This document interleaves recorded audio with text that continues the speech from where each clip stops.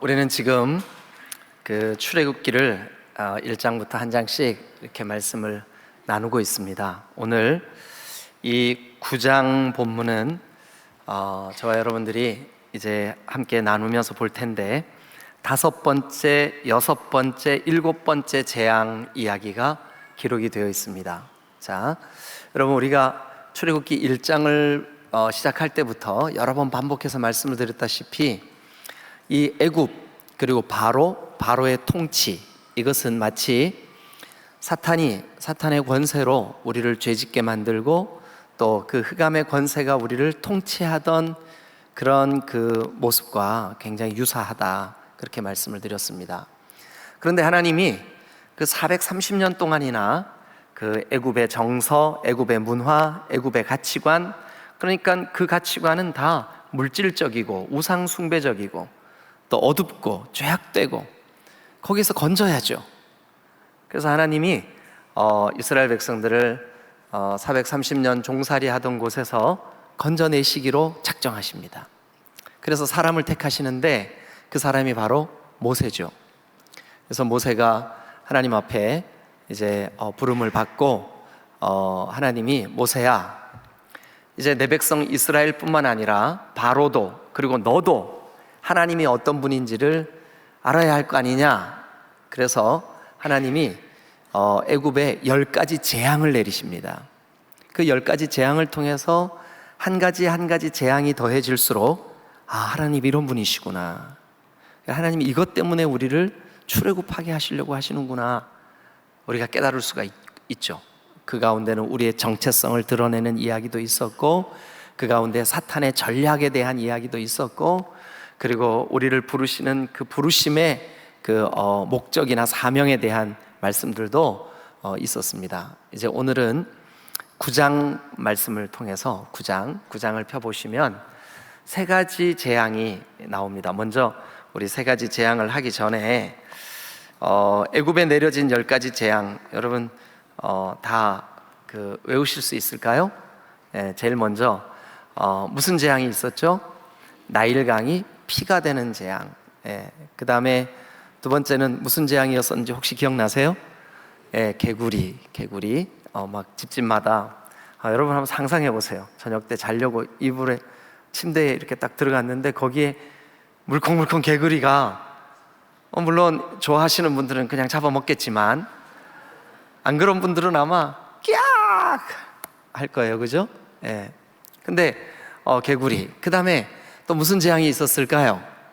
이 재앙. 우리 청년들이나 학생들은 이 재앙 그러니까 그거는 별로 심각한 재앙이 아니겠네, 이가 뭐요? 이제 그러시는 분들이 있는데 그 일제 강점기와 6.25를 거치신 분들은 그러면 아마 지긋지긋할 거예요.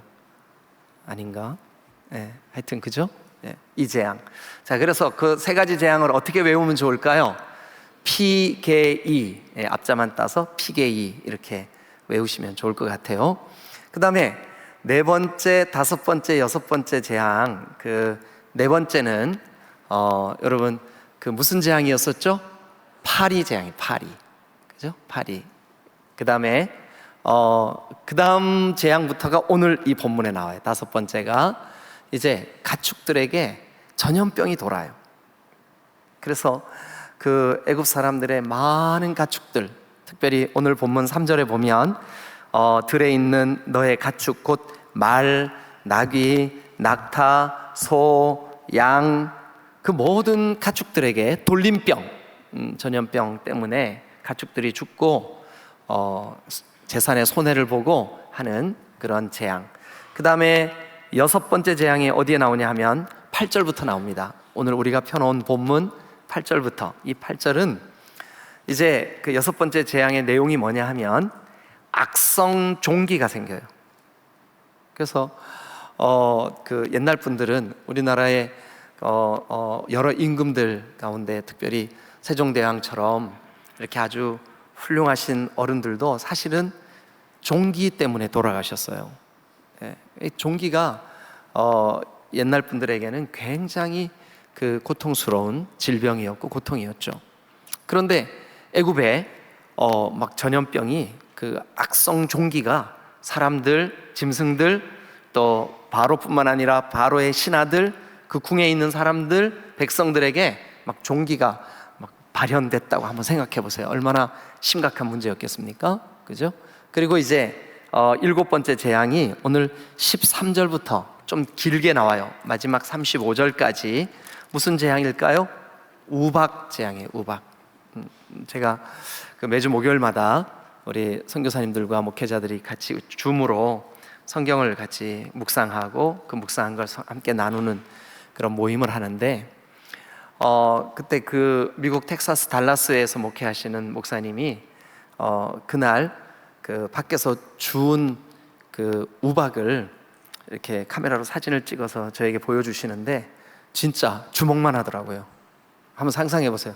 저 하늘 꼭대기에서 주먹만 하는 우박이 막 떨어졌다고 상상해 보세요. 그 목사님 얘기가 차 유리 다 깨지고 차 위에 그 지붕이 막 이렇게 울퉁불퉁해지고 심지어 지붕이 뚫린 집도 있고, 그래서 그 목사님네 집도 뒤에 뭐 채소, 과일나무 완전히 다 그 초토화됐다고 얘기를 하시면서 야, 이게 우박이 무서운 거구나. 저는 지난 한 주 동안 이 출애굽기 9장 말씀을 묵상하면서 이 9장 말씀의 세 가지 재앙, 가축 전염병, 그리고 악성 종기, 그리고 이 우박, 이 세 가지 재앙이 공통점이 있다는 걸 발견했어요. 어떤 공통점이냐 하면 애굽 사람들은 자기들의 그 물질적인 풍요, 그러니까 돈, 그것이 그들의 신앙의 대상이었어요. 돈을 섬겼어요. 오늘날도 현대인들이 많은 경우에 그 물질을 마치 나의 신처럼 통장에 그래도 돈이 조금이라도 있으면 마음이 평강을 누리고 돈이 없거나 마이너스 상태면 괜히 막 불안해지고 막 그러죠, 그죠? 안 그러시구나. 역시 여러분들은 이게 물질의 문제를 초월하셔서 너무 감사해요, 그죠? 그런데 어쨌든 그렇죠. 그런데 제가 이 말씀을 묵상하면서 한 가지 깨달아지는 게 뭐냐 하면, 자, 여러분 보세요. 일단 3절 한번 같이 보십시다. 3절. 이게 다섯 번째 재앙인 가축의 죽음 재앙인데, 그 가축의 죽음 재앙에 대한 묘사가 3절 같이 한번 읽어봐 주시죠. 시작.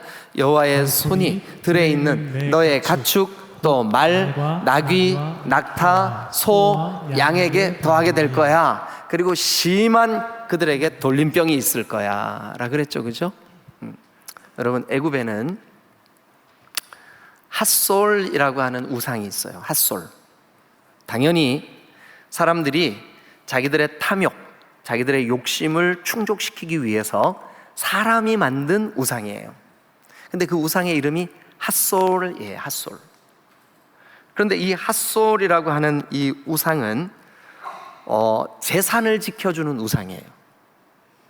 그래서 애굽 사람들은 그 핫솔에게 빌면서 이렇게 기도해요. 핫솔이여, 내 집에 있는 가축들, 즉 말, 나귀, 낙타, 소, 양이 풍족해지게 해주세요 라고 기도해요. 근데 그 기도를 절대 들을 수가 없어요. 왜냐? 우상이기 때문에. 없는 거예요. 사람들이 만든 거짓 신이에요. 핫솔. 그러니까 이 다섯 번째 재앙은 애굽의 물질적인 면과 관계가 아주 밀접해요. 하나님이 그들의 그 자랑, 그들의 부, 그들의 돈, 그들의 물질, 그것을 치시는 거죠. 그 다음에 여섯 번째 재앙인 8절부터 악성 종기에 대한 재앙 이야기를 여러분 8절을 한번 좀 읽어봐 주세요. 자, 시작. 저 모세와 아론에게 이르시되 너희는 화덕의 제 두 움큼을 가지고 모세가 바로의 목전에서 하늘을 향하여 날리라. 자, 애굽 사람들이 아주 자랑스럽게 생각하는 것 중에 하나가 뭐냐 하면 빵 굽는 화덕이에요. 여러분, 집집마다 이 화덕이 그 집의 부의 상징이었어요. 화덕을 크게 만들고 거기에서 많은 양의 빵을 구워내는 그 집은 당연히 부잣집이에요. 그러니까 손님이 자기 집에 찾아오면 제일 먼저 자랑스럽게 보여주는 게 뭐냐면 화덕이에요, 화덕. 그래서 애굽 사람들의 그 예술적인 그런 감각으로 이 화덕을 여러 모양으로 만들었어요.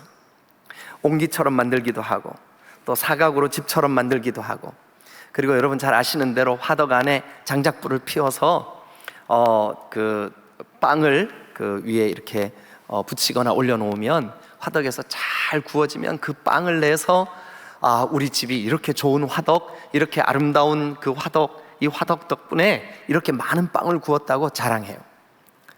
그러니까 이것은 애굽 사람들의 상업적인 자기의 그 어떤 자랑거리, 그것을 상징적으로 화덕이라고 묘사를 해요. 실제로 지금부터 한 3,500년 전에 어떤 문헌 같은 데 보면 이 화덕에 대한 이야기가 기록이 되어 있는데, 거기에 보면 우리 집의 부함을 자랑하는 화덕이라는 표현이 있어요.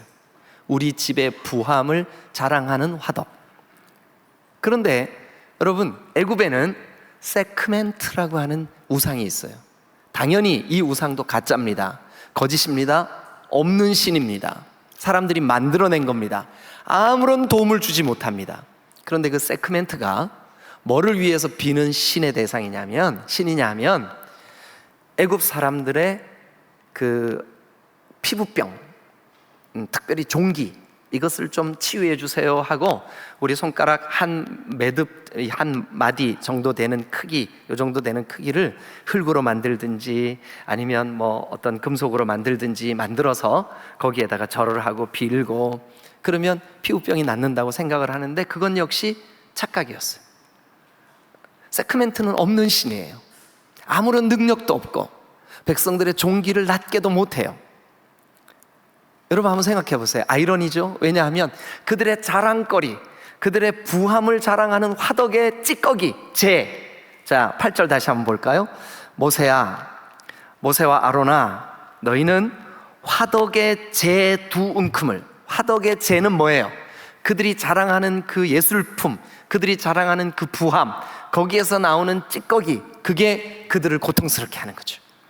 네, 그게 바로 세크멘트예요. 자, 그 다음에 이제 7번째 재앙이 13절부터 나와요. 그게 뭐냐면 우박 재앙인데, 여러분 우박은 어디에서 떨어져요? 하늘에서 떨어지죠. 애굽에는 하늘을 주관한다, 혹은 날씨나 이 농사에 필요한 비를 제공하는 그 하늘의 신, 하늘을 섬기는 신, 그 우상이 있어요. 당연히 거짓이에요. 당연히 우상이에요. 당연히 아무 능력이 없어요. 그런데 그 하늘을 주장하는 그 신의 이름이 뭐냐 하면 누트라고 하는 신이에요. 누트. 애굽 사람들은 하늘을 주관하는 그 신의 이름을 누트라고 짓고, 그 신에게 비가 안 오면 기우제를 드려요. 그리고 너무 비가 많이 오면 비를 멈춰달라고 빌어요. 그런데 누트는 그 어떤 경우도 애굽 사람들의 요구를 충족시켜 줄 수가 없었어요. 그리고 이 우박이 어느 정도로 심각하게 애굽 사람들에게 고통을 가했냐 하면, 자, 우리 22절을 한번 같이 가서 보겠습니다.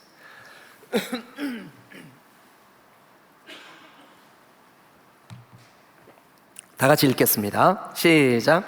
여호와께서 모세에게 이르시되 너는 하늘을 향하여 손을 들어 애굽 전국의 우박이 애굽 땅의 사람과 짐승과 밭의 모든 채소에 내리게 하라. 자, 밭의 모든 채소에 내리게 하라. 그러니까 애굽 사람들이 그들이 만든 신, 그들이 비나이다 하는 우상, 그 더러운 우상 가운데 하나가 오시리스라는 신이 있어요. 오시리스.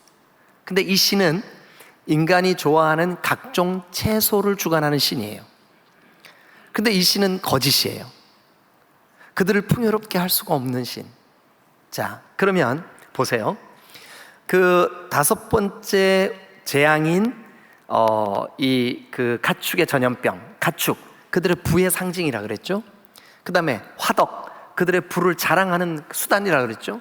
그리고 각종 채소의 우박이 떨어지는 거, 채소, 그들의 먹거리죠. 그것도 역시 그들의 물질적인 풍요로움과 연관이 있어요. 그러면 오늘 9장의 세 가지 재앙, 5번째, 6번째, 7번째 재앙은 하나님이 애굽에 있는 그 애굽 백성들뿐만 아니라 하나님의 백성인 이스라엘 백성들에게도 이것을 교훈으로 이 재앙을 내리시는 이유가 뭐냐 하면, 너희가 마음 빼앗기는 물질 문제, 돈 문제, 이것도 하나님이 주관하고 계신다고 하는 교훈을 가르쳐 주고 있어요. 그런데 이 9장에 나오는 이 재앙들, 여러분 어떤 재앙도 피할 수가 없었어요. 그런데 이 재앙들이, 자, 우리 한번 성경을 다시 한번 보죠. 4절 한번 보세요. 4절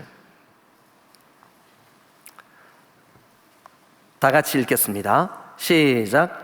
여호와가 이스라엘의 가축과 애굽의 가축을 구별하리니 이스라엘 자손에게 속한 것은 하나도 죽지 아니하리라 하셨다 하라 하시고. 자, 거기 보니까 재앙을 내리는데 구별해서 내렸어요. 누구한테는 내리고 누구한테는 안 내렸다고요. 그런데 이상하게 재앙이 내려지는 사람들에게는 멈추지 않고 계속 재앙이 내려요. 그래서 오늘 제가 이 본문으로 설교를 하기 위해서 제목을 뭐라고 붙여야 될까 고민을 하다가, 가능하면 제목을 좀 긍정적으로 붙이는 것이 좋겠다는 마음이 있는데, 오늘은 이 본문의 흐름을 그대로 좀 설명을 하기를 원해요. 그래서 본문이 흐름 그대로를 여러분들에게 설명하려면 어쩔 수 없이 좀 부정적인 제목을 붙여야만 해요. 뭐라고 붙였냐 하면, 재앙을 피할 수 없는 사람들. 그럼 반대로 뒤집어 보세요. 재앙을 피하는 사람들도 있겠죠. 예. 그러면 오늘 우리는 물론 이 주제 자체가, 그리고 제가 여러분들에게 설교를 하는 대지들이 부정적으로, 이런 사람들은 재앙을 피할 수 없습니다, 이런 사람들에게는 재앙이 임합니다, 이런 사람들은 결단코 재앙으로부터 자유로울 수 없습니다, 이렇게 설교를 할 거예요. 그렇지만 여러분들은 어떻게 적용하셔야 되냐 하면, 반대로 재앙을 피하려면 어떻게 해야 될까, 이렇게 적용하셔야 돼요. 저는 오늘 세 가지를 이 본문에서 여러분들과 함께 좀 정리를 하면서 나누려고 해요. 자, 여기 본문에 보면 재앙을 피할 수 없었던 사람들의 세 가지 특징이 나와요. 재앙이 임하는 사람들의 세 가지 특징. 첫 번째는 어떤 사람들에게 재앙이 임할 수밖에 없었을까요? 자, 먼저 우리 성경을 한번 같이 보면서 찾겠습니다. 7절 다 같이 읽겠습니다. 7절 다 같이 시작. 바로가 사람을 보내어 본즉 이스라엘의 가축은 하나도 죽지 아니하였더라. 그러나 바로의 마음이 완강하여 백성을 보내지 아니하니라. 자, 거기 보면 바로가 사람을 보냈어요. 그 재앙이 일어난 곳에 보냈더니 세상에 이스라엘 가축들은 하나도 죽지 않았어요. 그런데 애굽 바로의 통치 아래에 있는 사람들, 그리고 이스라엘 백성들을 종 삼은 사람들, 그들의 가축에게는 이 재앙이 어마어마하게 내려서 다 죽게 만들었어요. 그럼에도 불구하고 바로의 마음이 어땠냐 하면, 자, 7절 다시 봅니다. 바로의 마음이 완강하여, 밑줄 한번 그어보세요. 바로의 마음이 완강하여. 또 우리 12절을 한번 같이 가서 보겠습니다. 12절 다 같이 읽겠습니다. 시작. 그러나 여호와께서 바로의 마음을 완악하게 하셨으므로 그들의 말을 듣지 아니하였으니 여호와께서 모세에게 말씀하심과 같더라. 거기에도 보면 그러나 여호와께서 바로의 마음을 완악하게 하셨으므로, 여러분들이 오해하실까 봐 잠깐 설명합니다. 마치 이 문장만을 놓고 보면 하나님이 의도적으로 바로의 마음을 완악하게 하셨기 때문에 바로가 마음이 완악해져서 계속 그 재앙이 임했던 걸로 그렇게 오해하기 쉬워요. 그런데 원래대로 번역을 다시 하면 이거예요. 바로의 그 완악한 마음을 하나님이 그냥 내버려 두셨어요. 여러분들의 자녀나 누가 여러분들에게 고를 부리고 막 계속 딴지를 걸고 막 그렇게 사고를 치고 그러면, 알았어, 네 맘대로 해, 이 느낌이에요. 바로가 반복적으로 하나님을 대적하고 하나님의 백성 이스라엘을 놓아주지 않고 모세와 아론에 대해서 그들이 하는 말을 무시하고, 하나님께서 바로의 마음을 완악한 그대로 내버려 두셨어요. 그리고 계속 그에게 재앙이 임하게 했어요. 자, 또 한 구절 가서 봅니다. 34절 말씀을 같이 한번 가서 보겠습니다. 34절 다 같이 읽겠습니다. 시작. 바로가 비와 우박과 우레소리가 그친 것을 보고 다시 범죄하여 마음을 완악하게 하니 그와 그의 신하가 꼭 같더라. 지금 여러분들에게 소개한 7절, 11절, 34절의 공통점 뭘까요? 그래요, 잘하셨어요. 마음이 완악하다는 거예요. 여러분, 마음이 완악하면 재앙을 피할 수가 없습니다. 마음이 완악한 사람에게는 재앙이 내릴 수밖에 없습니다. 마음이 완악하다, 딱딱하다, 굳어있다, 완고하다, 여러분 완강하다, 다 같은 말입니다. 마음이 완악한 사람은 재앙을 피할 수가 없습니다. 성경을 한 곳 찾습니다. 여러분 히브리서 3장 8절을 펴세요. 히브리서 3장 8절 앞에 화면에도 있으니까 다 같이 읽겠습니다. 시작. 광야에서 시험하던 날에 거역하던 것 같이 너희 마음을 완고하게 하지 말라. 자, 여러분 이 문장을 잘 보세요. 너희 마음을 완고하게 하지 마. 너희 마음이 완고하면 광야에서 너희가 뭐 했을까요? 시험해. 그러니까 우리 마음이 완고하게 되면 하나님을 시험하게 돼. 그리고 그 하나님을 시험할 뿐만 아니라 이 문장을 보세요. 너희 마음이 완고했기 때문에 하나님에 대해서 뭐 했을까요? 거역했어요. 거역. 그러니까 마음이 완고하면 하나님에 대해서 하나님을 믿지 못해요. 그러니까 시험하는 거예요. 그리고 하나님을 거역해요. 그러니까 마음이 완고하면 재앙이 임할 수밖에 없는 거죠. 여러분, 마음이 완고하고 완악하고 완강하고 이 마음이 완악하다는 것은 딱딱하다는 거예요. 수용성이 없다는 거예요. 하나님이 말씀하시지만 받아들이지 않는 거예요. 바로 보세요. 그렇게 재앙이 임해서 피재앙이 임하고 개구리 재앙이 임하고 이 재앙이 임하고 파리 재앙이 임하고 여러분 가축 재앙이 임했는데도 그 마음이 부드러워지지 않아요. 아니 이 정도 되면 어이구 이거 하나님이 이 천지 능력자시구나. 우리가 믿는 우상은 아무리 빌어도 아무런 그 반응을 하지 못했는데 야 하나님이 이렇게 재앙을 반복적으로 내리시는구나. 그런데 그 재앙의 특징이 다 뭐였었어요? 모세가 바로에게 이런 재앙 내릴 거요, 이런 재앙 내릴 거요 경고했어요. 그러면 경고도 듣고 그리고 그 재앙이 말씀대로 이루어지고 했으면 이제는 알아야 될 거 아니에요. 아이고 내가 잘못했구나. 여러분 그런데 아이고 내가 잘못했구나 라고 깨닫는 것은 마음이 완고한 게 아니에요. 마음이 완고하면 깨닫지 못합니다. 마음이 완고하면 하나님을 거역합니다. 마음이 완고하면 하나님을 대적합니다. 마음이 완고하면 하나님을 받아들일 수가 없습니다. 자, 그래서 여러분들에게 예를 하나 들어볼게요. 자, 시편 95편을 한번 찾아보세요. 시편 95편 우리 6절부터 8절 말씀을 다 같이 읽겠습니다. 시작. 오라 우리가 굽혀 경배하며 우리를 지으신 여호와 앞에 무릎을 꿇자. 자, 다시 한번요. 요 구절 잘 보세요. 오라 우리가 굽혀 경배하며, 그러니까 예배하며, 그리고요 여호와 앞에 무릎을 꿇자. 이것도 예배하는 것에 대한 시적인 표현이에요. 그러니까 온전한 예배, 하나님을 영화롭게 하는 거, 그게 어떤 사람에게 임하는 일이냐. 7절 한번 읽어보죠. 시작. 그는 우리의 하나님이시요 우리는 그가 기르는 백성이며 그의 손이 돌보시는 양이기 때문이다. 그 다음에 8절 너희가 오늘 너희는 8절 시작. 너희는 무리바에서와 같이 또 광야의 마사에서 지냈던 날과 같이 너희 마음을 완악하게 하지 마. 그러면 여러분 완악한 마음으로는 결단코 6절 7절에 하나님을 예배하고 하나님을 경배하고 하나님께로 나아가는 일을 할 수가 없는 거예요. 그러니까 이미 마음이 완고한 사람, 마음이 완악한 사람에게는 하나님의 재앙이 지금 쏟아 부어지고 있는 거예요. 하나님을 예배할 수 없어요. 예배하지 않아요. 마음이 완고하기 때문에 하나님의 말씀이 들려지지 않아요. 받아들여지지 않아요. 우리의 태도가 하나님에 대하여 거역해요. 그런데 시편 95편 지금 소개드린 이 말씀에 너희는 마음을 완악하게 하지 마라. 사실 이 말씀의 배경은 출애굽기 17장에 있어요. 자, 우리 출애굽기 17장 말씀을 한번 가서 펴보겠습니다. 1절과 2절, 출애굽기 17장 1절과 2절 다 같이 읽겠습니다. 시작. 이스라엘 자손의 온 회중이 여호와의 명령대로 신광야에서 떠나 그 노정대로 행하여 르비딤의 장막을 쳤지만 백성이 마실 물이 없었어요. 그래가지고 이제 2절 백성이 모세와 아론을 원망해요. 그래서 어떻게 되냐 하면 다 같이 읽겠습니다. 시작. 백성이 모세와 다투어 이르되 우리에게 물을 주어 마시게 하라. 모세가 그러게 이르되 너희가 어찌하여 나와 다투느냐. 그 다음에 너희가 어찌하여 여호와를 시험하느냐. 자, 그 말에 대해서 자 7절 17장 7절 다 같이 읽겠습니다. 시작. 그가 그곳 이름을 마사라 혹은 무리바라 불렀으니 이는 이스라엘 자손이 다투었으며. 자, 여러분 히브리 말로 마사와 무리바, 이 마사 무리바 동그라미 치세요.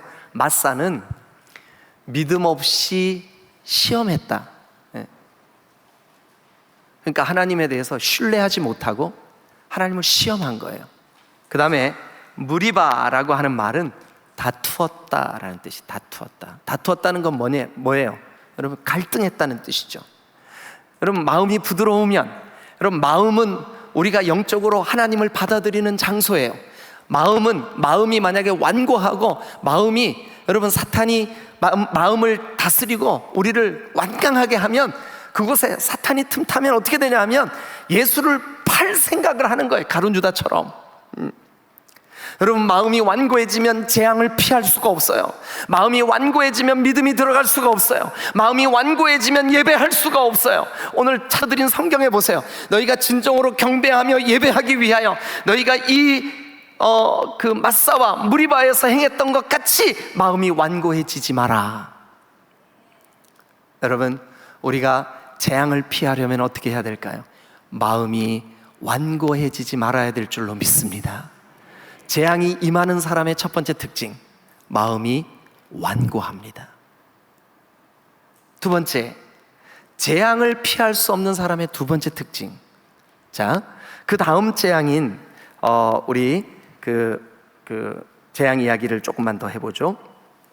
이제 저는 이 두 번째 주제를 13절부터 있는 말씀에서 좀 찾으려고 해요. 자, 13절. 여호와께서 모세에게 이르시되 아침에 일찍 일어나 바로 앞에 서서 그에게 이르기를 히브리 사람의 하나님 여호와의 말씀에 내 백성을 보내라. 그들이 나를 섬겨야 된다. 그랬더니 14절 내가 이번에는 모든 재앙을 너와 네 신하와 너의 백성에게 내려 온 천하에 나 같은 분이 없음을, 나 같은 자가 없음을 네가 알게 하겠다. 그러니까 하나님이 지금 13절부터 시작되는 우박 재앙을 내리시는 목적은 뭐냐 하면 바로에게도 하나님의 백성들에게도 애굽에게도 나 같은 신은 없어. 아까 제가 소개드렸던 핫솔이나 세크멘트나 그 다음에 누트나 오시리스나 이런 신들은 다 가짜야. 나 같은 신은 없어. 주 같은 분은 없어 라고 하는 것을 드러내시기 위해 요 7번째 재앙 우박 재앙을 준비하시는 거예요. 그러면서 하시는 말씀이 자 16절을 같이 읽겠습니다. 시작. 내가 너를 세웠음은 나의 능력을 너에게 보이고 내 이름이 온 천하에 전파되게 하려 하였음이니라. 자, 거기에 16절에 여러분 볼펜으로 좀 적으세요. 내가 하나님이에요. 너를 바로예요. 그러니까 바로가 애굽의 왕이 된 거 누가 세웠다는 거예요? 지금 하나님이 세웠다는 거예요. 여러분 바로가 왕되게 하는 거, 천하에 하나님께서 애굽을 세우시고 애굽의 왕을 세우시는 거 누가 하고 계신다는 거예요? 하나님이 하고 계신다는 거예요. 근데 너 나를 대적하고 마음이 완악해서 네가 이 재앙을 면하지 못하게 되었구나. 자, 그러면 여러분 보세요. 그렇게 하나님이 온 천하에 하나님의 이름을 전파하고 그 다음에 너를 세운 분이 누군지를 알게 하고 그리고 너를 통해서 내가 얼마나 하나님 같은 그런 분이 없음을 알게 할 목적으로 너를 세웠는데 네가 지금 네 현재 상태는 이렇구나. 17절 다 같이 읽겠습니다. 시작. 네가 여전히 내 백성 앞에 뭐해요? 교만하여 그들을 보내지 아니하느냐. 그러니까 바로가 이스라엘 백성들을 내놓을 수 없는 이유 중에 하나가 뭘까요? 그의 교만 때문이에요. 여러분 교만하면 재앙을 피할 수가 없어요. 교만하면 재앙이 그에게 임할 수밖에 없어요. 어떤 이유로든 여러분에게 어떤 교만할 만한 이유가 있으시면 결단코 교만을 포기하시기를 주님의 이름으로 축원합니다. 교만한 자는 하나님이 대적하십니다. 그러나 겸손한 자는 하나님이 높여주십니다. 교만한 자는 패망하게 되어 있습니다. 교만한 자는 재앙을 피할 수가 없습니다. 어떤 사람들은 하나님이 주신 어떤 특별한 은사가 있어서 그것 때문에 교만해집니다. 그런데 그런 사람들은 하나님이 결코 쓰실 수가 없습니다. 어떤 사람들은 그에게 독특한 재능을 주셨는데 하나님 앞에서 그 재능으로 자기를 높이고 교만해집니다. 어떤 사람들에게는 물질적인 풍요를 주셨는데 그 물질로, 어떤 사람들은 학문적인 깊이를 주셨는데 그 배움으로 자기 마음이 높아지고 교만해진다면, 오늘 여기 본문의 바로는 자기의 왕권으로 마음이 높아지고 교만해졌어. 17절을 다시 읽겠습니다. 다 같이 시작. 네가 여전히 내 백성 앞에서 교만하여 그들을 보내지 아니하느냐? 내일 이맘때면 내가 무거운 우박을 애굽 땅에 쏟아 부을 거다. 그러면 애굽 땅에 우박이 쏟아지는 근본적인 이유, 17절에 보니까 뭐 때문이래요? 너의 교만 때문이라는 거예요. 여러분, 교만하면 안 됩니다. 교만하면 망합니다. 교만하면 재앙을 피할 수가 없습니다. 여러분, 그런데 진짜 복음을 깨달은 사람은 교만할 수가 없어요. 한번 생각해 보세요. 여러분, 하나님의 아들이신 독생하신 성자 하나님이 그 영광스러운 하늘 보좌를 떠나서 이 땅에 죄인인 우리와 똑같은 인간으로 오셨어요. 완전하신, 우리처럼 감정이 있고, 우리처럼 배고프고, 우리처럼 땀 흘리고, 우리처럼 눈물 흘리고, 고통하고 아파하고 괴로워하시는 그 모습으로 이 땅에 오셨어요. 그래서 종의 모습을 가지시고 죽기까지 낮아지셨어요. 왜요? 우리를 구원하시려고. 죄 없으신 그분이 죄인인 우리와 똑같이 낮아지셔서 우리를 위해 십자가에 죽으시기까지 복종하셨어요. 만약 진짜 내가 예수님을 만났다, 진짜 나에게 그 복음이 깨달아졌다, 우리 어떻게 할까요? 그 그리스도 예수의 은혜 앞에 조금도 우리가 교만할 이유가 없는 거예요. 교만할 수가 없는 거죠. 하나님이신 그분이 그 영광 보좌를 버리고 이 땅에 오셨는데 우리가 무엇을 가지고 교만할 수 있겠습니까? 오늘 이 바로를 보세요. 바로를 세운 거 하나님이 세우셨어요. 바로에게 이 모든 것을 주신 거 하나님이 주셨어요. 핫손이나 세크멘트가 준 게 아니에요. 하나님이 주셨어요. 그런데 교만해요? 그러니까 재앙을 피할 수가 없는 거죠. 반대로 어떻게 하면 그러니까 재앙이 임하는 사람, 교만한 사람, 그럼 어떻게 하면 재앙을 피할 수 있을까요? 겸손하면 돼요. 겸손하면 그 사람에게는 재앙이 임하지 않습니다. 오늘 9장 본문에 보면 여러 가지 재앙들이 누구에게는 임하고 누구에게는 피해가요. 그런데 하나님이 택한 백성, 하나님께서 사랑하는 사람들, 여러분들이 복음을 깨닫고 예수를 진정으로 구주로 믿고 있다면 여러분이야말로 택한 백성이요, 재앙이 피해가는 백성들이 될 줄로 믿으시길 축원합니다. 세 번째, 재앙을 피할 수 없는 사람들, 세 번째는 누굴까요? 자, 우리 20절과 21절, 자, 20절과 21절을 읽기 전에 먼저 18절을 간단하게 좀 소개합니다. 내일 이맘때면 내가 무거운 우박을 내릴 거야. 애굽이 생긴 이래 이런 일이 없었어. 그러면서 19절, 이제 사람을 보내어 네 가축과 네 들에 있는 것들을 다 모으라. 사람이나 짐승이나 무릇 들에 있어서 집에 돌아오지 않는 것들에게는 우박이 그 위에 내릴 거야. 그렇지만 집으로 돌아와서 피한 짐승이나 사람은 어떻게 될까요? 자, 그러면 그 내용을 20절과 21절로 우리가 같이 한번 읽어보겠습니다. 20절 다 같이 시작. 바로의 신하 중에 여호와의 말씀을 두려워하는 자들은 그 종들과 가축을 집으로 피하여 들였으나. 자, 여기 보니까 20절에 바로의 신하라 할지라도 여호와의 말씀을 두려워하는 사람들은 어떻게 했을까요? 그 말씀을 듣고 그냥 가만히 있으면 우박에 맞아 죽는구나. 그래서 그 우박이 내리기 전에 사람들과 종들과 그리고 가축들을 다 집 안으로 피신시켜 버렸어요. 근데 21절을 한번 보시죠.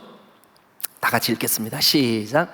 여호와의 말씀을 마음에 두지 아니하는 사람은 그의 종들과 가축을 들에 그대로 두었더라. 그럼 이 사람들은 어떻게 되었을까요?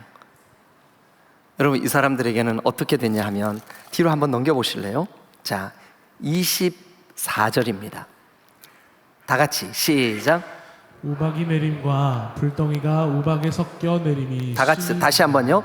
우박도 내렸지만 뭐도 같이 내렸어요? 불덩이가 어디에 섞여서 내렸어요? 우박. 그러니까 이거는 자연 현상인 우박만 내리는 일이에요? 아니면 하나님의 심판인 불도 같이 내린 거예요?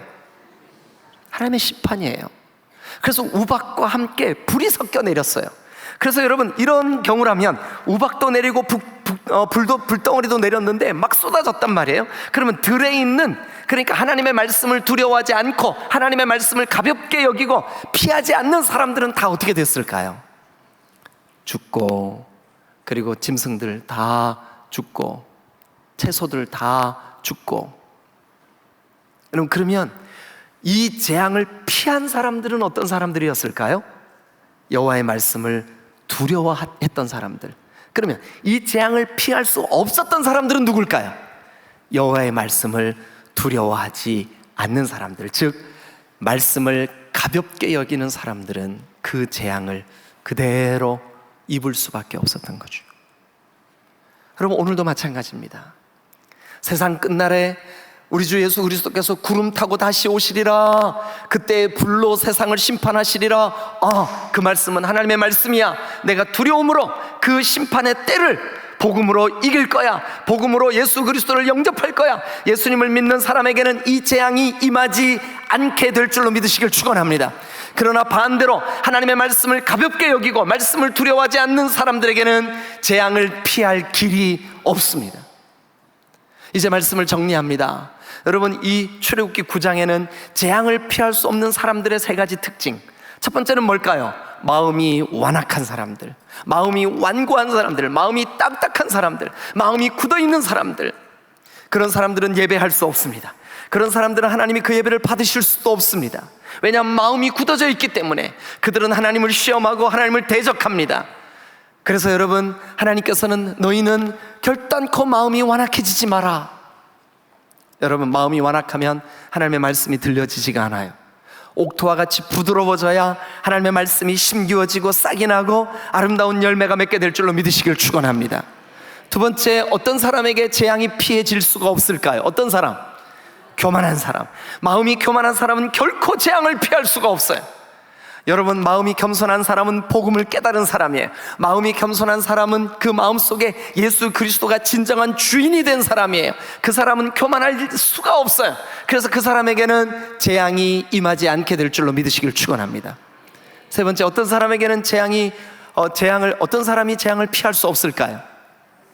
말씀에 두려워하지 않는 사람, 말씀을 가볍게 여기는 사람, 이 사람은 재앙을 피할 수가 없습니다. 그러나 말씀을 두려워할 줄 알고 말씀을 받은 그대로, 그래, 이 말씀이 하나님이 주신 말씀이야 하고 그 말씀에 순종하는 사람, 그 말씀대로 피한 사람, 그 말씀대로 마지막 때를 복음으로 사는 사람, 거룩하게 하나님 앞에 죄짓지 아니하고 주님의 뜻대로 살고자 몸부림치는 사람, 하나님의 말씀을 두려운 마음으로 받아들이는 그 사람은 재앙을 피하게 될 줄로 믿으시기를 축원합니다. 우리 이 시간 다 같이 한번 기도하겠습니다.